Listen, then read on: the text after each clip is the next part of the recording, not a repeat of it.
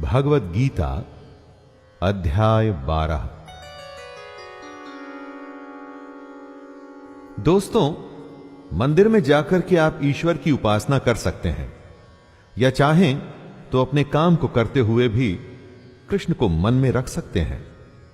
दोनों तरह की भक्ति में कोई फर्क नहीं है, लेकिन कृष्ण कर्म योग को अधिक महत्व देते हैं। अगर आप अपना हर काम कृष्ण को समर्पित करते हुए करें तो काम का काम और कृष्ण का नाम भी हो जाएगा। मैं शैलेंद्र भारती भगवद गीता का 12वां अध्याय शुरू करता हूं, जिसका नाम है भक्ति योग।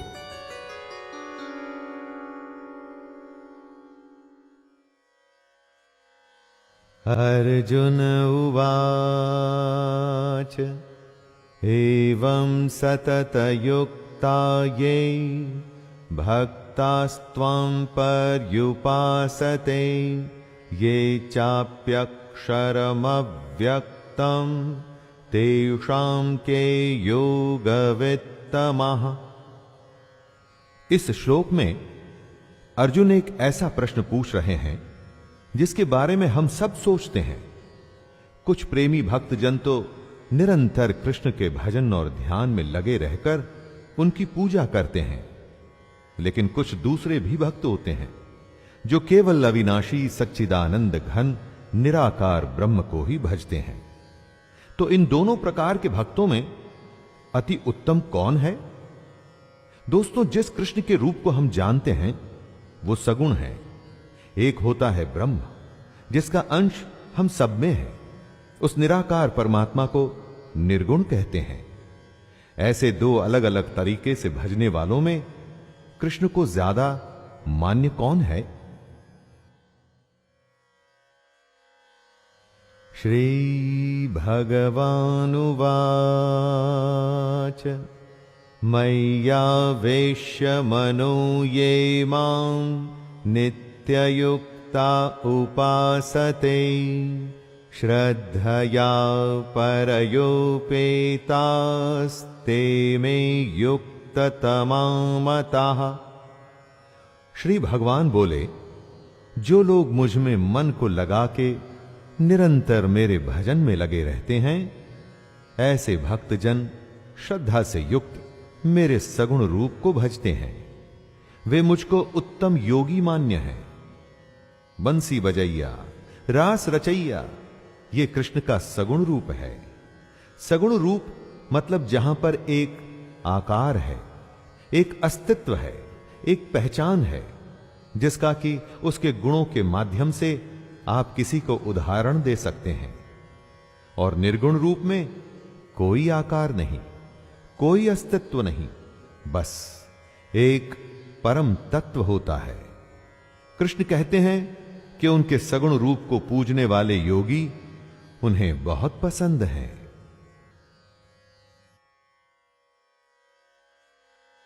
ये त्वक्षरमनिर्देश्यं व्यक्तं पर्युपासते सर्वत्र गमचिन्त्यं च कूटस्थमचलं ध्रुवं सन्नियम्येन्द्रियग्रामं सर्वत्र समबुद्धयः ते प्राप्नुवन्ति मामेव सर्वभूतहिते रताः। सगुण रूप को भजने वाले योगी कृष्ण को उत्तम लगते हैं, लेकिन इन श्लोक में वो उससे आगे बता रहे हैं। कृष्ण कहते हैं कि जो पुरुष अपनी इंद्रियों को भली प्रकार वश में करके मन बुद्धि से परे उस सर्वव्यापी नित्य अचल निराकार अविनाशी सच्चिदानंद घन ब्रह्म को निरंतर एक भाव से भजते हैं, वे योगी मुझको ही प्राप्त होते हैं। जो सगुण रूप में कृष्ण को भजते हैं वो कृष्ण को पसंद हैं दोस्तों, लेकिन जो निर्गुण ब्रह्म को पूजते हैं वो भी सीधे कृष्ण को ही प्राप्त होते हैं। आपको जैसा ठीक लगे आप वैसे अपने इष्ट को भज सकते हैं। क्लेशोऽधिकतरस्तेषां व्यक्तासक्तचेतसाम् अव्यक्ता हि गतिर्दुःखं देहवद्भिरवाप्यते। निर्गुण ब्रह्म का पूजन कोई आसान बात नहीं। कृष्ण बता रहे हैं कि उस निराकार ब्रह्म में आसक्त चित्त वाले पुरुषों की साधना में विशेष परिश्रम होता है, क्योंकि आपको अपना देहाभिमान छोड़ना पड़ता है। जब निराकार को पूजेंगे तो स्वाभाविक है कि आप आकार में आस्था नहीं कर सकते। उसके लिए खुद की देह का, खुद के आकार का जो स्वाभिमान है वो भी तो छोड़ना होगा। कृष्ण कहते हैं कि जब तक देह का भान है तब तक अव्यक्त की प्राप्ति बहुत मुश्किल है। ऐसा नहीं है कि निर्गुण की उपासना गलत है, बस यह कि बहुत ही दुष्कर है। इसी के बारे में कृष्ण चेतावनी दे रहे हैं। ये तु सर्वाणि कर्माणि मयि सन्न्यस्य मत्पराः अन्येनैव योगेन मां ध्यायन्त उपासते तेषामहं समुद्धर्ता मृत्युसंसारसागरात् भवामि न चिरात् पार्थ मय्यावेशितचेतसाम्। लेकिन जो लोग कृष्ण को ही मानते हैं, अपने सारे कर्मों को कृष्ण में अर्पण कर उसके सगुण रूप की उपासना करते हैं, कृष्ण को ही परमेश्वर मान अनन्य भक्ति योग से लगातार चिंतन करते हुए भजते हैं, उनका उद्धार कृष्ण स्वयं करते हैं। कृष्ण अर्जुन को बताते हैं, हे अर्जुन, मुझ में चित्त लगाने वाले प्रेमी भक्तों का मैं शीघ्र ही मृत्यु रूप संसार समुद्र से उद्धार कर देता हूं। दोस्तों, पुस्तक से पढ़ाई आप स्वयं करके भी एग्जाम्स में पास हो सकते हैं, कोई रोकने वाला नहीं। लेकिन अध्यापक उस पढ़ाई को आसान कर देता है। आपके साथ वो आपका मार्गदर्शन करते हुए चलता है। प्रॉब्लम होने पर आप उस टीचर से पूछ सकते हैं। वैसा ही कृष्ण के सगुण रूप की पूजा है। मय्येव मनං आधस्त्व मयि बुद्धिं निवेशय निवसिष्यसि मय्येव अत ऊर्ध्वं न संशयः। कृष्ण अर्जुन को सलाह देते हैं कि उसको कृष्ण में मन को लगाना चाहिए, कृष्ण में ही बुद्धि को लगाना चाहिए। दोस्तों, अपना मन और बुद्धि दोनों अगर आप कृष्ण में या अपने लक्ष्य, अपने काम में लगा देंगे तो फिर वो काम कितना भी मुश्किल हो, आप उसमें लगातार लगे रहेंगे, अपने लक्ष्य की ओर हमेशा बढ़ते रहेंगे। ऐसा ही कृष्ण भी कहते हैं कि उनमें मन और बुद्धि लगा के भक्त फिर उनमें ही निवास करने लगता है। इसमें कुछ भी संशय नहीं है। जिस भी वस्तु या काम में मन और बुद्धि दोनों लग गई तो फिर आप उसी में ही तो निवास करने लगते हैं, उसी काम को जीने लगते हैं। और यही बात श्री कृष्ण सिखा रहे हैं। अथ चित्तं समाधातुं न शक्नोषि मयि स्थिरम् अभ्यासयोगेन ततो मामिच्छाप्तुं धनंजय। ये कह तो दिया कि मन और बुद्धि को कृष्ण में यानी अपने काम में लगाना है, लेकिन क्या यह आसान है? नहीं, बिल्कुल भी नहीं। मन कभी रुकता नहीं दोस्तों। मन का स्वभाव ही ऐसा है कि आप इसे जो करने को कहेंगे ये उसका उल्टा करने की ही कोशिश करेगा। इसको रोकना ही दुनिया का सबसे दुष्कर काम है। दुष्कर तो है, मुश्किल है, परंतु असंभव नहीं। इसी मन को साधने के लिए कृष्ण अर्जुन से कहते हैं, यदि तू मन को मुझ में अचल स्थापन करने के लिए समर्थ नहीं है, तो हे अर्जुन, अभ्यास रूप योग द्वारा मुझको प्राप्त होने के लिए इच्छा कर। अभ्यास ही इस मन को नियंत्रण में करने का उपाय है। अभ्यासेप्यसमर्थोऽसि मत्कर्म परमो भव, मदर्थमपि कर्माणि कुर्वन् सिद्धिमवाप्स्यसि। मन को संयम में करने का तरीका कृष्ण ने बताया, और वो है अभ्यास। और यदि कोई योग का लगातार अभ्यास करने में भी समर्थ नहीं, तो भी उसके लिए कृष्ण रास्ता बता रहे हैं, और वो रास्ता है केवल और केवल कृष्ण के लिए कर्म करना। अपना हर कर्म कृष्ण को सौंपकर अगर आप अपने मन, वाणी और शरीर को भी कृष्ण को ही समर्पित कर देंगे, तो भी आपको ईश्वर की प्राप्ति हो जाएगी। दोस्तों, इसका मतलब यह बिल्कुल भी नहीं कि आप 24 घंटे कृष्ण की पूजा पाठ में लगे रहें। इसका अर्थ है कि जो भी आप करें उसमें कृष्ण का स्मरण, उनकी बातें और उनके ज्ञान का विचार रहे। अथैतदप्यशक्तोऽसि कर्तुम् मद्योगमाश्रितः सर्वकर्म फलत्यागं ततः कुरु यतात्मवान्। कृष्ण अर्जुन से कहते हैं कि हे अर्जुन, अपने सारे कर्म तुम मुझको समर्पित कर। अपना मन और शरीर मुझ में लगाने में समर्थ न हो सके तो एक और उपाय है, और वो है कर्मों के फल का त्याग।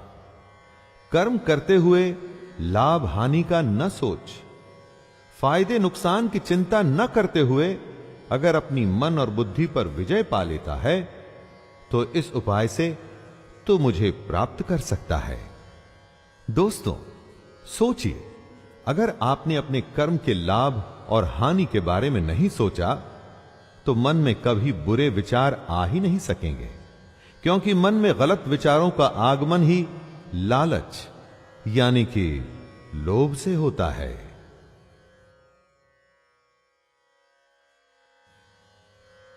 श्रेयो हि ज्ञानमभ्यासां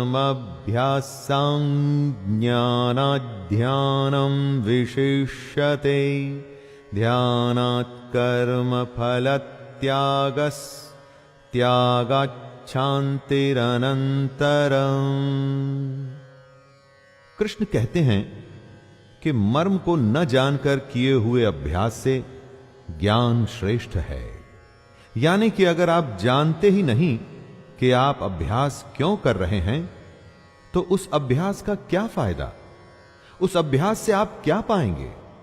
इससे कहीं अच्छा है ज्ञान। कृष्ण कहते हैं, ज्ञान से मुझ परमेश्वर के स्वरूप का ध्यान श्रेष्ठ है।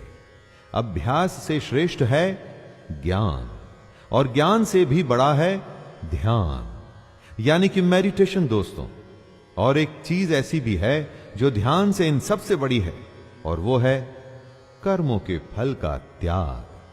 अगर आप अपने कर्मों के फल को त्याग सकते हैं, तो उससे बड़ी पूजा कोई नहीं।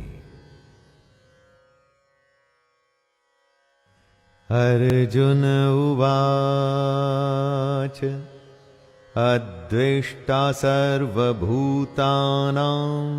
मैत्रः करुण एव च निर्ममो निरहंकारः समदुःखसुखः क्षमी सन्तुष्टः सततं योगी यतात्मा दृढनिश्चयः मय्यर्पितमनो बुद्धिर्यो मद्भक्तः स मे प्रियः।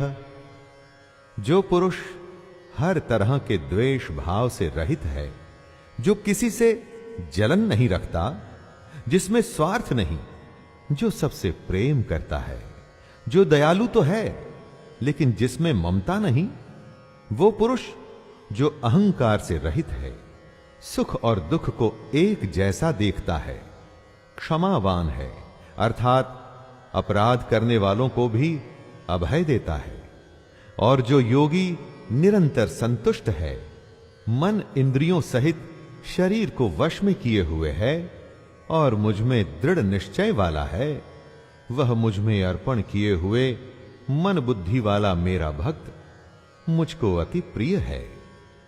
कृष्ण ने उन सारे गुणों की व्याख्या कर दी है दोस्तों, जो उन्हें प्रिय हैं, और स्वाभाविक है कि जो पुरुष इन गुणों को प्राप्त करने की कोशिश भी करेगा ना, तो वो भी कृष्ण को प्रिय ही होगा। श्री भगवानुवाच यस्मान्नो द्विजते लोको लोकान्नो द्विजते च यः हर्षामर्षभयोद्वेगैर्मुक्तो यः स च मे प्रियः। कृष्ण बता रहे हैं कि जो जीव कभी उत्तेजना में नहीं आता और जो किसी और को भी उत्तेजित नहीं करता, वो योगी कृष्ण को प्रिय है।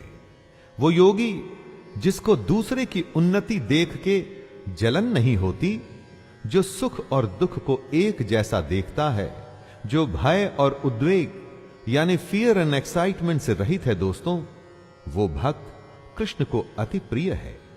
अगर आप देखें, ये सारी अवस्थाएं एक उत्तम योगी की हैं। वो योगी जो बस अपने काम में लगा रहता है, किसी भी तरह का भाव उसे विचलित नहीं करता, कुछ भी उसे डराता नहीं, उसका ध्यान बस अपने लक्ष्य पर, अपने काम पर रहता है।